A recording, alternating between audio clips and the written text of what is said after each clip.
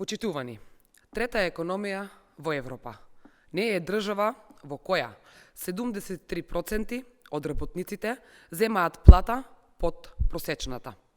Трета економија не е држава во која половина од граѓаните преживуваат со плата од 24.000 до 36.000 денари.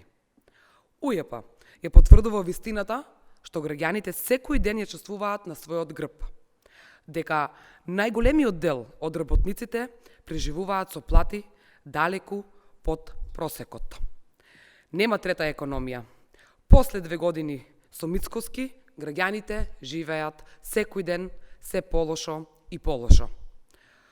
Податокот дека во цела 2025 година имало само 46 исплати во висина на официјалната просечна плата за соодветниот месец. Односно, просечната плата речиси никој не ја добил.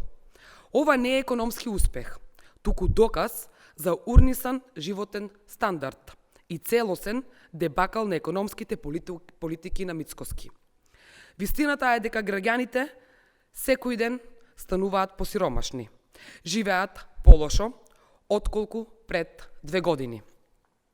Платите не го пратат растот на цените на храната и горивата. Куповната моќ на граѓаните е срозена. Корпата со производи во маркет е се попразна. Со исти плати, а по високи цени, може само помалку производи да се купат. Минималната потрошувачка кошничка за само 2 години е зголемена за околу 10.000 денари. И во јуни достигна речиси 70.000 денари, без трошоците за кирија. Значи, половина од граѓаните не можат да си ги покријат ниту трошоците за основните потреби. Граѓаните чекаат мерки, а владата на Мицкоски не прави ништо. Новото поскапување на бензините ќе донесе и нови поскапи цени на веќе покачените цени на храната. Имаме влада која во сред криза ги остава граѓаните без мерки. Буквално на преживување. Мицкоски не сака да слушне ниту за конкретни таргетирани мерки, ниту за 600 евра минимална плата. Едноставно, не сака да го заштити животниот стандард.